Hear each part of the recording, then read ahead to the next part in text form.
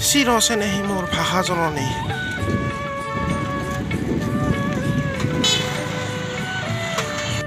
সত্যদেৱ ইউনিভাৰ্চিটিৰ পৰা আগুৱাই আহিলোঁ পাঠশালা সাহিত্যলৈ গৈ আছোঁ এইটো ৰাস্তাৰে পাঠশালা পাৰ হৈ আহিলোঁ মোটামুটি হৰিপুৰৰ কাষতে সেইখিনি ঠাইৰ নাম হৈছে ৰায়পুৰ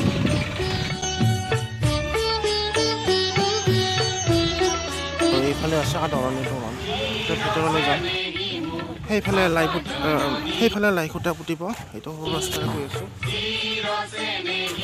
চাৰিওফালে পথাৰ আছে এইটো ৰাস্তাৰে গৈ আছোঁ বলক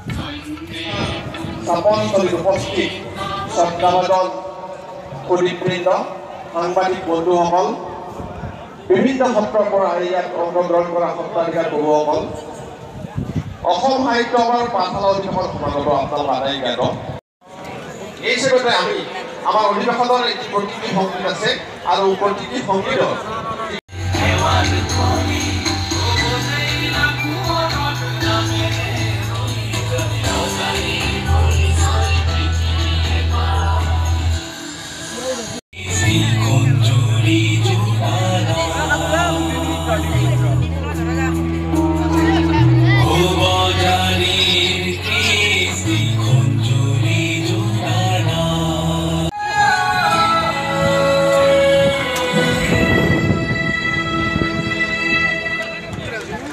সুন্দৰ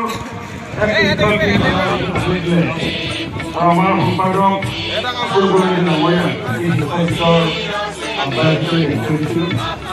আৰ বিভিন্ন ব্যক্তিৰ আলোচনা কৰে আমাৰ ডক্টৰ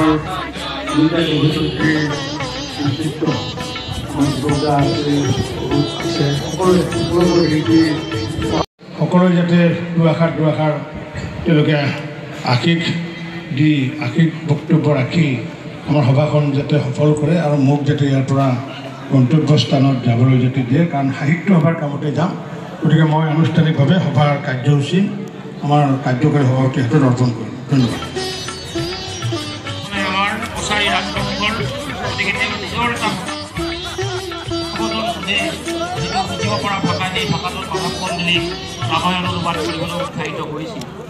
আজি ভক্তদেৱে যদি সেই দিনতে যদি গদ্যৰ সৃষ্টি নকৰিলেহেঁতেন গতিকে আমি অসমীয়া ভাষাই ধ্ৰুপদী ভাষাৰ যাত্ৰা আমি হয়তো পিছুৱাই থাকিবলগীয়া হ'ল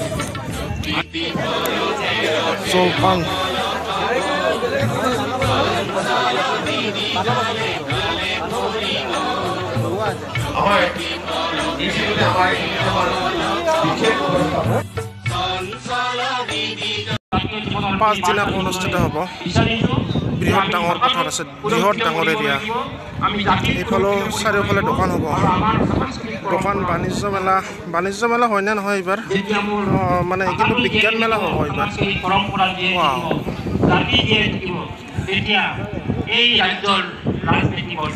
ৰাস্তাটো বনাই দিছে আজি ৰায়পুৰেদি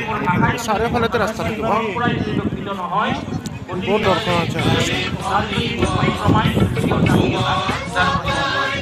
আমি ভাৰতীয়